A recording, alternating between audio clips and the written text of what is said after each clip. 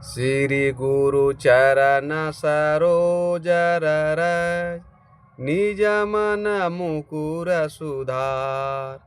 बरनौ रघुवर बिमल जस, जो दायके फल चार। बुद्धहीन तनु जानिके, सुमिरल पवन कुमार। बल बुद्धि विद्या देहु मोहे, हरहु कलेस विकार। हरहु कलेस विकार, हरहु कलेस विकार। एक भक्त पहुंच गया हनुमान जी के पास लड्डू लेके पूजा पाठ करने के लिए। प्रभु हमारे जीवन में बहुत दुख है, दर्द है, पीड़ा है, हमको मने समाप्त कर दिए। तो हनुमान जी कहते हैं कि डायरेक्ट मेरे पास सीधे कैसे चला आया? जैसे दो आदमी झगड़ा कर लिया है और केस करना है, तो एसपी के यहाँ कैसे पहुंच गए? भाई दोनों अगर परिवार भी अगर है एसपी, और वो आदमी चला गया एसपी के यहाँ केस करने के लिए कि घर में झगड़ा हो गया, मारा पीट हो गया, जरा केस कर दीजिए, दर्ज कर दीजिए। तो एसपी के पास जाइएगा तो चाय पानी पिला देगा, परिवार के नाते चाहे जो के नाते कहिए। लेकिन वो कहेगा कि एफआईआर दर्ज होगा थाने में चाहे कोटवे में, हमारे पास नहीं होगा। उसी प्रकार हनुमान जी कहते हैं कि तू मेरे पास तो आ गया है दुख दर्द का समस्या लेकर के, लेकिन हम भी तुमको भेजें कहीं और। हमारे पास निदान नहीं है, क्योंकि हमारे पास भी दुख दर्द पीड़ा होता है तो हम भी वहीं जाते हैं जहां तुमको हम भेज रहे हैं।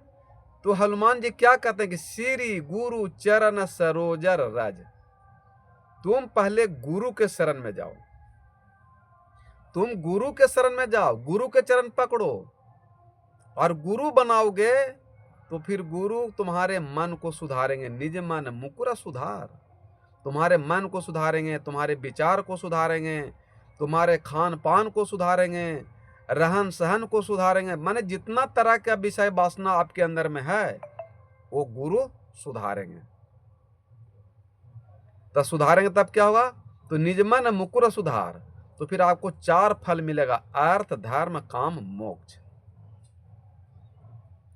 हनुमान चालीसा पढ़िए। हनुमान जी क्या कर रहे हैं? हनुमान जी की वाणी और कबीर साहब का वाणी दोनों सब एक है, इसलिए विवाद में फंसने की जरूरत नहीं है। यहाँ कहते हैं गुरु बनाने की क्या आवश्यकता है, संत के शरण में जाने की क्या आवश्यकता है, सत्संग में जाने की क्या आवश्यकता है। लेकिन हनुमान जी कह रहे हैं कि आपको पहले गुरु के शरण में ही जाना पड़ेगा, ऐसे कोई उपाय नहीं है। बीच में एक और पंक्ति बोली न हनुमान जी कि जय जय जय हनुमान गोसाई, कृपया करहु गुरुदेव की नाही। क्या कहें कि वो आशीर्वाद तुमको गुरु वाला ही हम देंगे, गुरु वाला चाहिए। तो जब सभी मनुष्य को आशीर्वाद सुख शांति गुरु वाला ही चाहिए, तो फिर सीधे हनुमान जी के पास, राम के पास, कृष्ण के पास कैसे चल गए? अब हनुमान जी भक्त हैं श्री रामचंद्र जी के, श्री रामचंद्र जी के शिष्य हैं, वो भक्ति करते हैं हनुमान जी। और राम जी भी यही बात कहते हैं। जब सबरी माता के कुटिया में गए राम जी, तो माता जी तो पूरा मान सम्मान करवे किए, क्योंकि उनसे बहुत उनको पाना चाहते थे, प्रेम था राम से। और सब मनुष्य को राम से प्रेम होना चाहिए। जब तक राम से आप प्रेम नहीं कीजिएगा तब तक आपको जीवन में कभी राम रस, प्रेम रस नहीं, भक्ति रस नहीं मिल सकता। और श्री रामचंद्र जी कहें कि माता अब हमको आज्ञा दीजिए जाने के लिए, यहाँ से आज्ञा दीजिए। तो सबरी माता कहते हैं कि पहले प्रभु उससे आज्ञा आपको हमको देना पड़ेगा, और उससे पहले आपको हमको भक्ति देना पड़ेगा। बिना भक्ति को आप हम छोड़ेंगे नहीं। देखिए हनुमान जी भी वही बात कह रहे हैं जो श्री रामचंद्र जी कह रहे हैं। लेकिन रामायण नहीं पढ़ने के कारण इंसान को समझ में आता ना, साधु संत महात्मा की निंदा करते हैं। ये सब गुरु बन गया, गुरु बन गया, संत बन गया, झूठो हल्ला गुल्ला करता।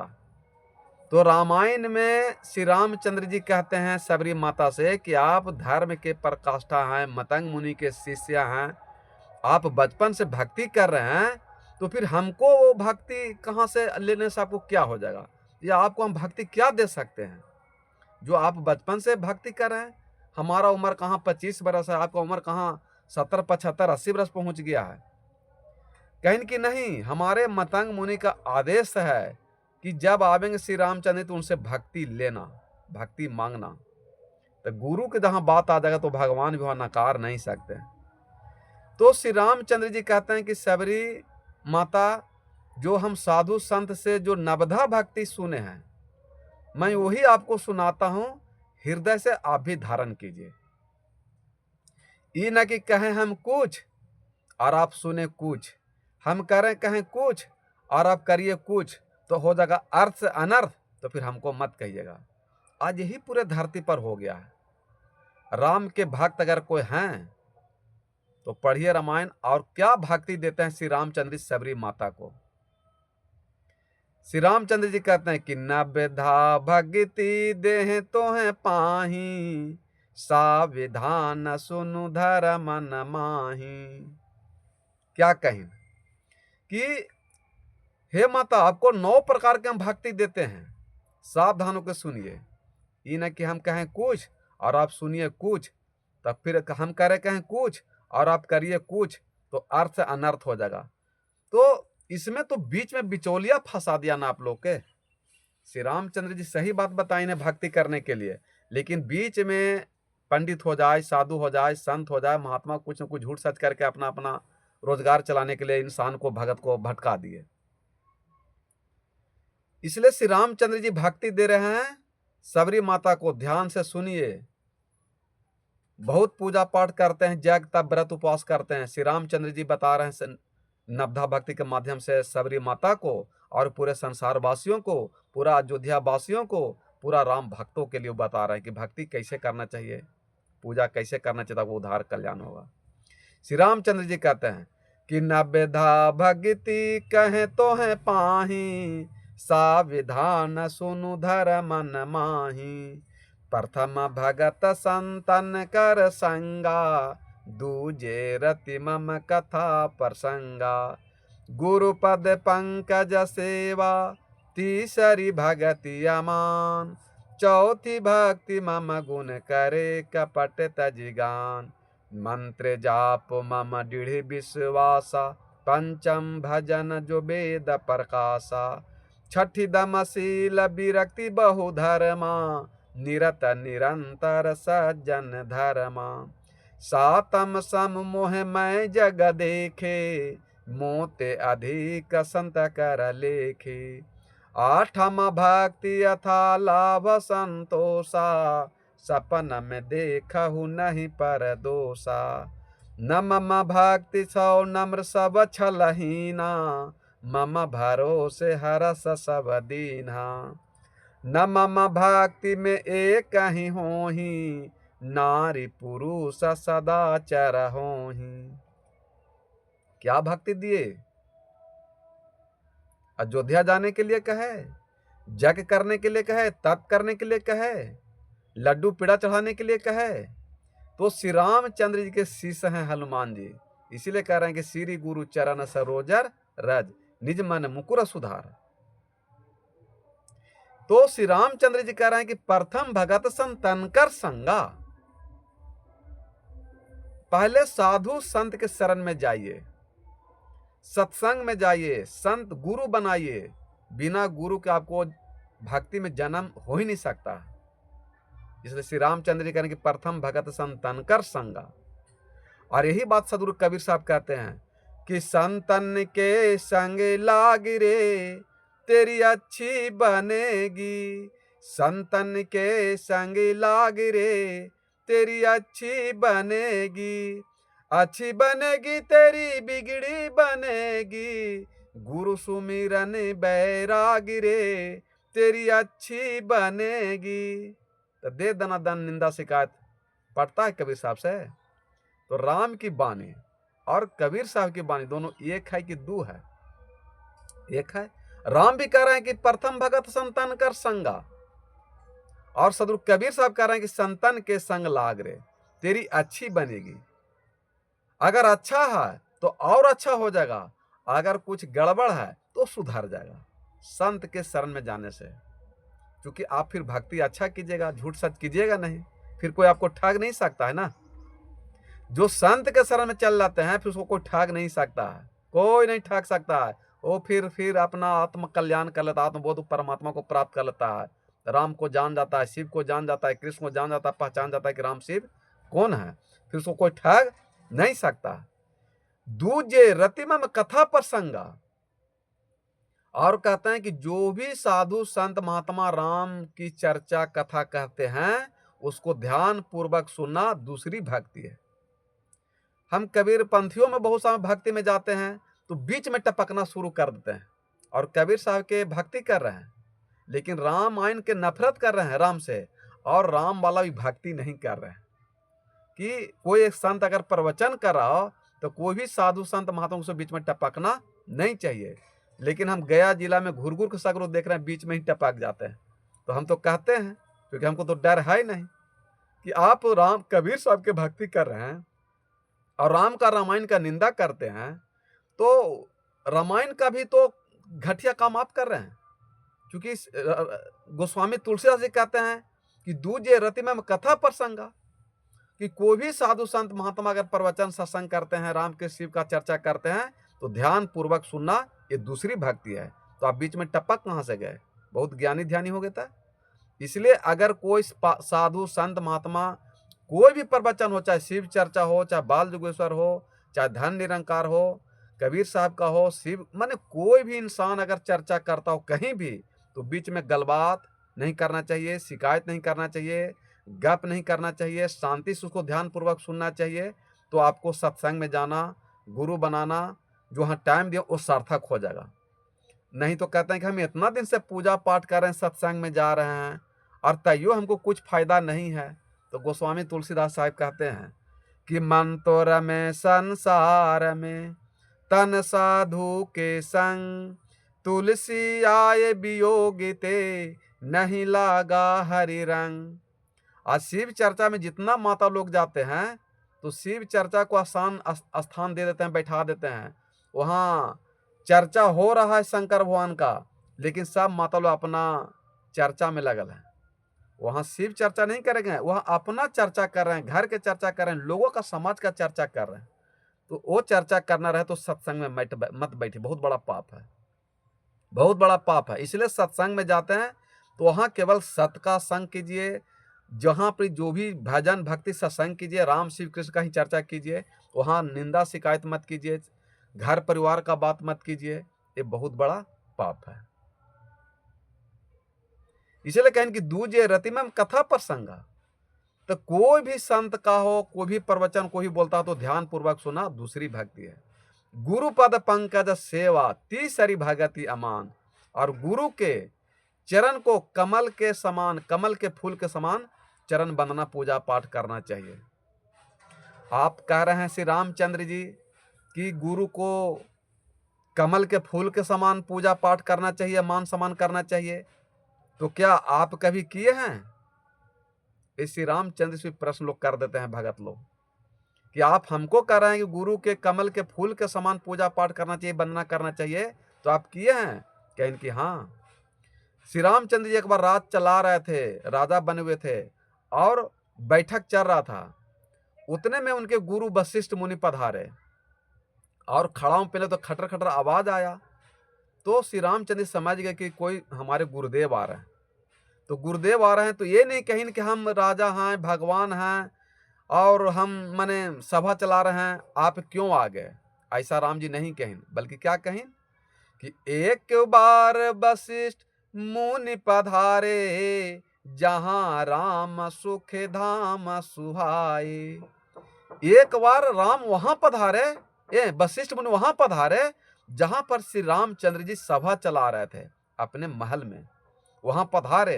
तो श्री रामचंद्र जी उस सभा को स्थगित कर दिए। ये नहीं कहें कि हम राजा हैं, भगवान हैं, और आप क्यों आ गए हमारे सभा में, ये नहीं बोलें। अपना सिंहासन छोड़ करके खड़ा हो गए श्री रामचंद्र जी अपने गुरु को सम्मान करने के लिए। और क्या कहें, अति आदर रघुनायक कीन्हा, चरण पखार चनर मोदक लीन्हा। और कहीं नौकर चाकर के भी नहीं, कहीं सीता के कहीं कि सीता लाओ कठौती और पानी लाओ और गुरु जी का चरण को धोवो और पूरा घर में छिड़को। सीखिए श्री रामचंद्र जी से गुरु का सम्मान करने के लिए। बहुत साधु संत महात्मा की निंदा शिकायत करते हैं, बहुत बड़ा पाप है। और राज रोड पर करते हैं जय सिया राम जय सिया राम, और माता पिता के करते जिंदगी जीना हराम। वो राम रहम करेंगे आप पर?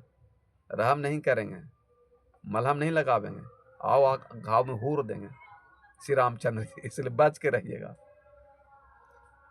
तो देखिए श्री रामचंद्र जी कैसे अपने गुरु का सम्मान करते हैं कि एक बार वशिष्ठ मुनि पधारे, जहां राम सुख धाम सुहाए। अति आदर रघुनायक कीन्हा, चरण पखार चनर मोदक लीन्हा। अति माने क्या होता है? ज्यादा की कम।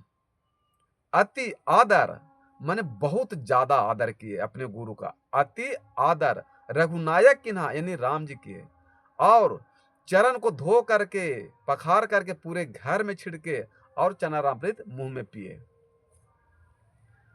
सोचिए कि गुरु संत महात्मा का कितना बड़ा महत्व है। ये श्री रामचंद्र जी बता रहे हैं अपने मुख से। रामचरितमानस के पंक्ति है कि प्रथम भगत संतनकर संगा, दूजे रति मम कथा प्रसंगा। गुरु पद पंकज सेवा, तीसरी भगत यमान। चौथी भक्ति मम गुण करे कपट तजिगान। और जिन जिन जहां भी गुरु बनाए हैं, जोन भक्ति से सत्संग से जुड़ल हैं, उसमें छल कपट को त्याग देना पड़ेगा। छल कपट आपको नहीं रखना है।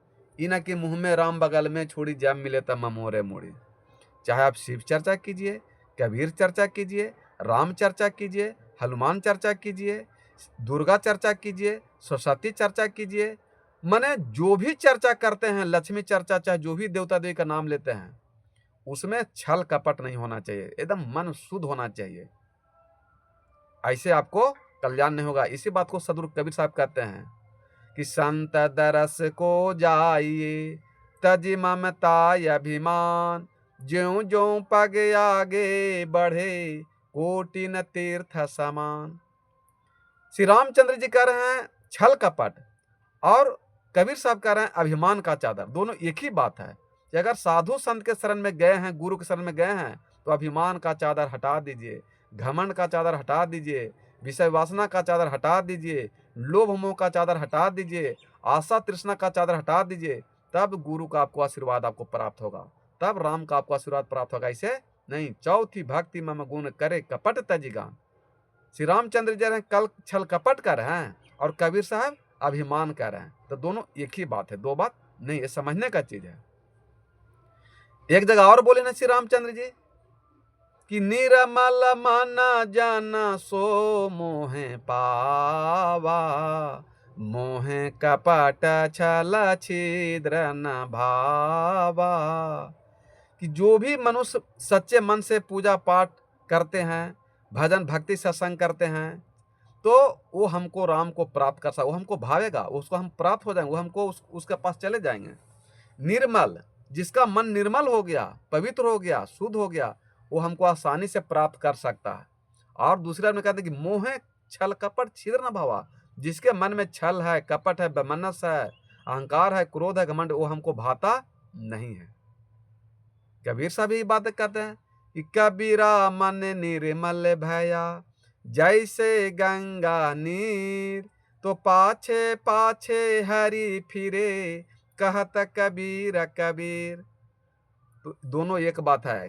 साधु संग गए तो आपको कबीरा मन निर्मल, अगर आपको साधु संग गए तो मन आपको निर्मल करना पड़ेगा, आचरण को निर्मल करना पड़ेगा, चरण आचरण चरित्र सबको पवित्र करना पड़ेगा, निर्मल। तब साधु संत महात्मा का, गुरु का आशीर्वाद आपको प्राप्त होगा, सारे देवता का आशीर्वाद प्राप्त होगा। ऐसे संभव नहीं है।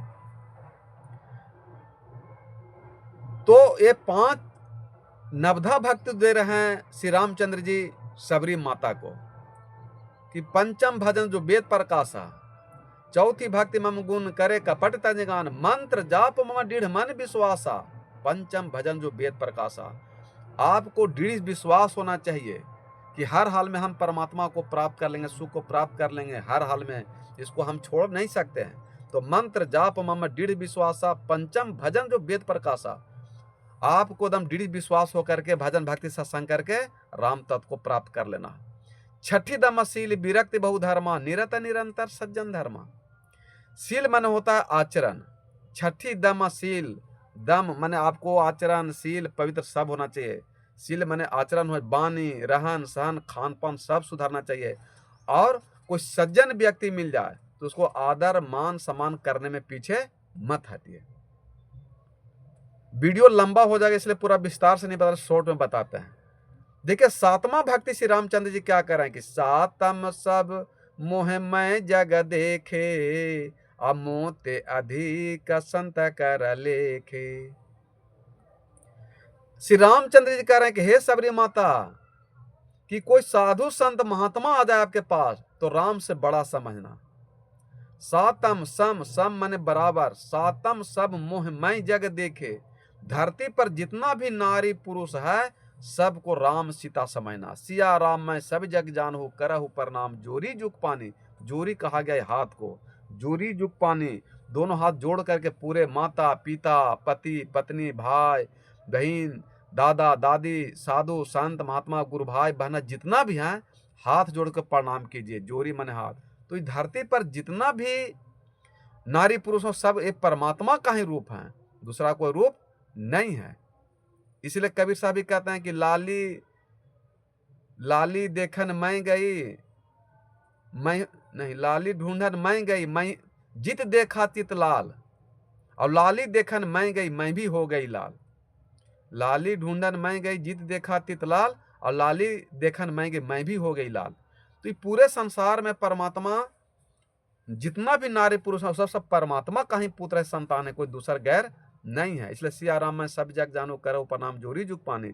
हाथ जोड़कर सभी को प्रणाम करना चाहिए। और सातम सब मोह मैं जग देखे, मोते अधिक संत कर लेखे। ये सबरी माता कोई साधु संत महात्मा आ जाए तो राम से बड़ा समझना। इसलिए कबीर साहब कहने गुरु हैं बड़ा गोविंद से, मन में देख विचार, हरि सिरजे तो बार बार गुरु सिरजे तो पार। ये दोनों बात एक ही है।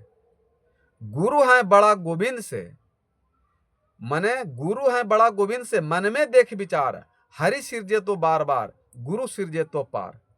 कि राम से बड़ा साधु संत महात्मा होते हैं, ये श्री रामचंद्र जी बता रहे हैं। सातवां भक्ति में सातम सब मोह मैं जग देखे, मोते अधिक संत कर लेके। हमसे ज्यादा अगर कोई साधु संत महात्मा आ जाए तो हमसे अधिक मान सम्मान उनकी चरण वंदना करना, तो आपका उद्धार कल्याण हो जाएगा, सुख शांति जीवन में चैन मिलेगा। आठम भक्ति यथा लाभ संतोषा, असपन में देखहु नहीं पर दोषा।